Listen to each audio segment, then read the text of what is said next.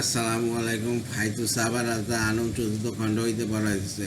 হজরত উসাইদ আদানোর আকাঙ্ক্ষা হজরত আয়সা রাজা আনার বলেন, হজরত উসাইদ ইবনে হুজায়ের রাজা আনু উত্তম ব্যক্তিদের মধ্যে একজন ছিলেন। তিনি বললেন, যদি মৃত্যুর সময় আমি আমার তিন অবস্থায় যে কোনো এক অবস্থায় থাকি তবে আমি বেহেশতি। ইহাতে আমার কোনো সন্দেহ নাই। এক, যখন আমি কোরআন শরীফ তেলাওয়াত করি অথবা শুনি। দুই, যখন আমি রাসূলুল্লাহ সাল্লাল্লাহু আলাইহি ওয়াসাল্লামের খুতবা শুনি। তিন, যখন আমি কোনো জানাজার শরীক হই। কারণ যখন আমি কোনো জানাজার শরীক হই তখন আমার মনে সেই কথাই জাগে যা আমার সহিত করা হইবে, এবং সেখানকার কথাই চিন্তা করি যেখানে আমাকে যাইতে হবে। মুনতাকাব আখিরাতের প্রতি ঈমান ও বেহেশতের বর্ণনা। হযরত আবু হুরায়রা রাদিয়াল্লাহু আনহু বলেন, আমরা বলিলাম, ইয়া রাসূলুল্লাহ, যখন আমরা আপনাকে দেখি তো আমাদের অন্তর বিগলিত হইয়া যায় এবং আমরা আখিরাতের মানুষ হইয়া যাই। কিন্তু যখন আমরা আপনার নিকট হইতে পৃথক হই তখন দুনিয়া ভালো লাগিতে থাকে, স্ত্রী সন্তান দিবাকার গন্ধ সুবিধা লাগিয়া যায়, এই অর্থাৎ উহাদের প্রতি ঝুঁকিয়া পড়ি। রাসূল সাল্লাম বলিলেন, আমার নিকট তোমাদের যে অবস্থা হয়, যদি তোমরা সর্বদা সেই অবস্থায় থাকিতে তবে ফেরেশতাগণ নিজ হাতে তোমাদের সহিত মুসাফা করিত এবং তোমাদের ঘরে ঘরে যাইয়া তোমাদের সহিত মোলাকাত করিত। আর যদি তোমরা গুনাহ না করো তবে আল্লাহ তাআলা এমন জাতি পয়দা করিবেন যারা গুনাহ করিবে এবং মাপ চাইবে যেন তিনি তাদেরকে মাফ করিতে পারেন। আমরা বললাম, ইয়া রাসূলুল্লাহ, আমাদেরকে বেহেশত সম্পর্কে বলুন। উহার প্রাসাদগুলি কেমন হইবে? তিনি বলিলেন, একটি ইট সোনার ও একটি রূপার, এবং উহার মশলা সুবাসিত বেশেক হইবে। বেশে কঙ্করমুক্ত ও ইয়াকুত পাথর, এবং উহার মাটি জাফরান হইবে। যে উহাতে প্রবেশ করিবে সে বিলাসী জীবন লাভ করিবে, কখনো কষ্ট পাইবে না, অমর হইবে, কখনো মরিবে না, কাপড় পুরাতন হইবে না, যৌবন ক্ষয় হইবে না। তিন ব্যক্তি যাদের দোয়া রদ হয় না। এক, ন্যায়পরায়ণ বাদশাহ। দুই, রোজাদার যখন সে ইফতার করে। তিন, অত্যাচারীদের দোয়া, যা মেঘের ওপর উঠিয়া লওয়া হয়, আসমান সময়ের দরজা উহার জন্য খুলিয়া দেওয়া হয়। এবং পাক পরওয়ারদিগার বলেন, আমার ইজ্জতের কসম, আমি অবশ্যই তোমার সাহায্য করিব, যদিও কিছু পরে হয়। তাফসীর ইবনে কাসির। হযরত ফাতেমা রাদিয়াল্লাহু আনহা ঘটনা। হযরত সুয়াইদ ইবনে গাফালা রাদিয়াল্লাহু আনহু বলেন, একবার হযরত আলী রাদিয়াল্লাহু আনহুর ঘরে অনাহার শুরু হইল। তিনি হযরত ফাতেমা রাদিয়াল্লাহু আনহাকে বলিলেন, তুমি যদি রাসূলুল্লাহ সাল্লাল্লাহু আলাইহি ওয়াসাল্লামের নিকট যাইয়া কিছু চাহিয়া আনিতে। তিনি রাসূলুল্লাহ সাল্লাল্লাহু আলাইহি ওয়াসাল্লামের নিকটে আসিয়া দরজায় করাঘাত করিলেন। সেখানে হযরত উম্মে আইমান রাদিয়াল্লাহু আনহা উপস্থিত ছিলেন। রাসূলুল্লাহ সাল্লাল্লাহু আলাইহি ওয়াসাল্লাম বলিলেন, উহা নিশ্চয়ই ফাতেমার করাঘাত। সে আসে এমন সময় আসিয়াছে সাধারণত যে সময় আসিতে সে অভ্যস্ত নয়।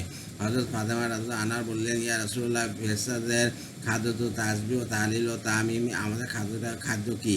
অর্থাৎ আমাদের খাদ্যের ব্যবস্থা কি? রাসূলুল্লাহ সাল্লাল্লাহু আলাইহি ওয়াসাল্লাম বলিলেন, সেই পাক সত্তার কসম যিনি আমাকে হক দিয়া পাঠিয়েছেন, মুহাম্মদ সাল্লাল্লাহু আলাইহি ওয়াসাল্লামের পরিবারের ঘরেও 30 দিন যাবৎ আগুন জ্বলে নাই। তবে আমাদের নিকট কিছু বকরী আসিয়াছে। যদি চাও 5টি বকরী তোমাকে দিতে বলি, আর যদি চাও তোমাকে এমন 5টি কালেমা শিখাই দিতে পারি যা জিবরাইল আলাইহিস সালাম আমাকে শিখাই গিয়েছেন। তিনি বলিলেন, তবে সেই 5টি কালেমাই শিখা দিন যা আপনাকে জিবরাইল আলাইহিস সালাম শিখিয়েছেন। রাসূলুল্লাহ সাল্লাল্লাহু আলাইহি ওয়াসাল্লাম বললেন, তুমি বলো। হযরত ফাতেমা রাদিয়াল্লাহু আনহা ফিরিয়া হযরত আলী রাদিয়াল্লাহু আনহুর নিকট আসিলেন। তিনি বলিলেন, কি আনিয়াছ? বলিলেন, আমি তোমার নিকট হইতে দুনিয়ার জন্য গিয়াছিলাম, কিন্তু আখিরাত লইয়া আসিয়াছি। হযরত আলী রাদিয়াল্লাহু আনহু বলিলেন, আজ তোমার জীবনের উত্তম দিন। কানাস কোন জিনিস আখিরাত অর্জনে বাধা? হযরত আনাস ইবনে মালিক রাদিয়াল্লাহু আনহু বলেন, আমরা হযরত আবু মুসা রাদিয়াল্লাহু আনহুর সঙ্গে যাইতেছিলাম। তিনি কিছু লোককে অবিশুদ্ধ ভাষায় কথা বলিতে শুনিলেন। তিনি বলিলেন, হে আনাস, এখানে কামার কি কাজ? চলো আমরা আমাদের পরদিগরকে স্মরণ করি। উহারা তো মনে হইতেছে আপনার আপন জিহ্বা দ্বারা চামড়া ছিঁড়িতেছে। অথবা জিজ্ঞাসা করিলেন, হে আনাস, কোন জিনিস মানুষকে আখিরাত হইতে পিছিয়া ফেলিয়া রাখিয়াছে এবং উহা অর্জনে বাধা দিতেছে? আমি বলিলাম, শাহওয়াত, অর্থাৎ কামনা, বাসনা ও শয়তান। তিনি বলিলেন, খোদার কসম, উহা নয়, বরং দুনিয়া তাদেরকে অগ্রে দেওয়া হইয়াছে এবং আখিরাত তাদের জন্য পশ্চাতে রাখা হইয়াছে। যদি তাহারা আখিরাত দেখিয়া লইত তবে উহা হইতে সরিত না এবং দুনিয়ার প্রতি ঝুঁকিত না। আবু নুয়াইম। কিয়ামতের দিন যা ঘটিবে এবং উহার প্রতি ঈমান এবং নাজাত সম্পর্কে একটি হাদীস। হযরত ইমরান ইবনে হুসাইন রাদিয়াল্লাহু আনহু বলেন, রাসূলুল্লাহ সাল্লাল্লাহু আলাইহি ওয়াসাল্লাম সফরে থাকাকালীন এই আয়াত নাযিল হয়। অর্থ, হে মানবগণ, তোমার রবকে ভয় করো। নিঃসন্দেহে কিয়ামতের কম্পন বড় ভীষণ ব্যাপার হইবে। যেদিন তোমরা উহা দেখিবে সেদিন এমন অবস্থা হইবে যে সমস্ত স্তনদায়িনী তাদের স্তনবাহীদের ভুলিয়া যাইবে এবং সকল গর্ভবতীরা তাদের গর্ভ নিক্ষেপ করিবে। আর তুমি মানুষকে মাতালের ন্যায় দেখিতে পাইবে, অথচ তারা মাতাল হইবে না। বস্তুত আল্লাহর আযাবই বড় কঠোর। রাসূল সাল্লাল্লাহু বললেন, তোমরা কি জানো উহা কোন দিন? সাহাবারা রাদিয়াল্লাহু আনহুম বলিলেন, আল্লাহ তার রাসূলই ভালো জানেন। বলিলেন, উহা সেই দিন হইবে যেদিন আল্লাহ তাআলা আদম আলাইহিস সালামকে বলিবেন, দোজখীদের পৃথক করো। তিনি বলিবেন, হে পরওয়ারদিগার, কতজন? বলিলেন, 999 জন দোজখের জন্য, একজন বেহেশতের জন্য। উহা শুনিয়া মুসলমানগণ কাঁদিতে লাগিলেন। রাসূল সাল্লাল্লাহু আলাইহি ওয়াসাল্লাম বলিলেন, আল্লাহর নৈকট্য অনুসরণ করিতে থাকো এবং মধ্যম পন্থা অবলম্বন করো, কারণ প্রত্যেক নবুয়তের পূর্বে জাহিলিয়াত ছিল। সুতরাং 999 এর সংখ্যা জাহিলিয়াত হইতে লওয়া হইবে। যদি পূরণ হইয়া যায় তবে ভালো, না হয় মুনাফিকিন দ্বারা পূরণ করা হইবে। অন্য অন্য উম্মতের তুলনায় তোমরা জানোয়ারের সম্মুখ পায়ের গ্রন্থির মতো, অথবা উটের পার্শ্বদের তিলের মতো। অথবা তিনি বলিলেন, আমি আশা করি তোমরা বেহেশতীদের 100% হইবে। সাহাবা রাদিয়াল্লাহু আনহুম তাকবীর দিলেন, আবার বলিলেন, আমি আশা করি তোমরা বেহেশতীদের 1% হইবে। সাহাবা রাদিয়াল্লাহু আনহু তাকবীর দিলেন, তারপর বলিলেন, আমি আশা করি বেহেশতীদের অর্ধেক তোমরা হইবে। বর্ণনাকারী বলেন, অথবা তিনি 2/3 বলিয়াছেন কিনা আমার স্মরণ নাই। তিরমিজি। উক্ত আয়াতে তাফসীরের প্রসঙ্গে হযরত আবু সাঈদ রাদিয়াল্লাহু আনহু হইতে বর্ণিত হইয়াছে যে, রাসূলুল্লাহ সাল্লাল্লাহু আলাইহি ওয়াসাল্লাম বলিয়াছেন, কিয়ামতের দিন আল্লাহ তাআলা বলিবেন, হে আদম। তিনি বলিলেন, লাব্বাইকা রাব্বানা ও সাদেক। তখন উচ্চস্বরে তাকে আওয়াজ দেওয়া হইবে যে, আল্লাহ তাআলা তোমাকে তোমার আওরাত হইতে জাহান্নামীদের পৃথক করিবার আদেশ করিয়াছেন। তিনি বলিলেন, জাহান্নামীদের সংখ্যা কত? আল্লাহ তাআলা বলিবেন, প্রতি হাজারে আমার মনে হয় তিনি বলিয়াছেন 999 জন। উহাই সেই সময় যখন গর্ভবতী গর্ভ কুবেলিয়া দিবে, বাচ্চা বুড়া হইয়া যাইবে। তুমি লোকদিগকে দেখিবে, তারা যেন নেশাগ্রস্ত, অথচ তারা নেশাগ্রস্ত নয়, বরং আল্লাহ তাআলা আযাব অত্যন্ত কঠিন হইবে। রাসূলুল্লাহ সাল্লাল্লাহু আলাইহি ওয়াসাল্লামের এই কথাগুলি তাদের সাহাবাদের নিকট বিশাল কঠিন মনে হইল এবং তাদের চেহারা বিবর্ণ হইয়া গেল। রাসূলুল্লাহ সাল্লাল্লাহু আলাইহি ওয়াসাল্লাম বলিলেন, ইয়াজুজ মাজুজ হইতে 999 জন হইবে, আর তোমাদের মধ্য হইতে একজন। তোমরা সকল মানুষের তুলনায় এমন যেমন সাদা ষাঁড়ের শরীরে কালো পশমের ছিটা, অথবা কালো ষাঁড়ের শরীরে সাদা পশমের ছিটা। আমি আশা করি তোমরা জান্নাতের 100% হইবে। উহা শুনিয়া আমরা তাকবীর দিলাম।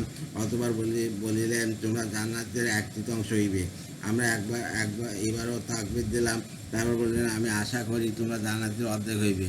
আমরা আবার তাকবীর দিলাম। বুখারী।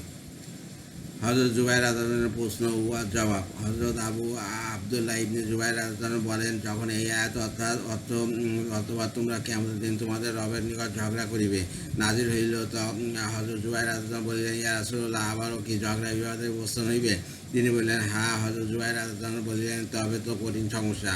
এমনইভাবে ইমাম আহমদ রাহমাতুল্লাহ বলেন, যখন এই আয়াত অথবা সেদিন তোমরা নিয়ামত সমূহ সম্পর্কে জিজ্ঞাসিত হইবে নাযিল হইল, হযরত জুবাইর রাদিয়াল্লাহু বলিলেন, ইয়া রাসূলুল্লাহ, কোন নিয়ামত সম্পর্কে আমাদেরকে জিজ্ঞাসা করা হইবে? আমাদের নিয়ামত তো শুধু দুই কাল জিনিস, খেজুর আর পানি।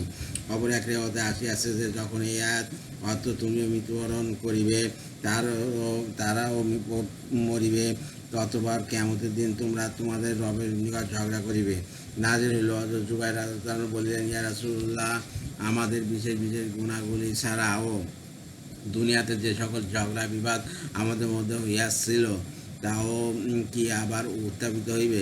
তিনি বললেন, হ্যাঁ, তা আবার উত্থাপিত হইবে। প্রত্যেক হকদারদের তার পাওনা বুঝিয়া দেওয়া হইবে। হযরত জুবাইর রাদিয়াল্লাহু বললেন, আল্লাহর কসম, তবে তো বড় কঠিন সমস্যা হইবে। তাফসীরে ইবনে কাসির। হযরত আব্দুল্লাহ ইবনে রাওয়া রাদিয়াল্লাহু কান্না। কায়েস ইবনে আবি হাজেম রাদিয়াল্লাহু বলেন, হযরত আব্দুল্লাহ ইবনে রাওয়া রাদিয়াল্লাহু অসুস্থ অবস্থায় তার স্ত্রী কোলে মাথা রাখিয়া শুইয়াছিলেন। হঠাৎ কাঁদিয়া উঠিলেন। তার স্ত্রীও কাঁদিতে লাগিলেন। তিনি বললেন, তুমি কেন কাঁদিতেছ? স্ত্রী বললেন, আপনি কাঁদিতেছেন, তাই কাঁদিতেছি। হযরত আব্দুল্লাহ ইবনে রাওয়া রাদিয়াল্লাহু বলেন, আমি আল্লাহ তাআলা এই কথা স্মরণ করিয়া কাঁদিতেছি। আল্লাহ তাআলা বলিতেছেন, নিশ্চয়ই তোমরা প্রত্যেকেই দোজখে নামিবে।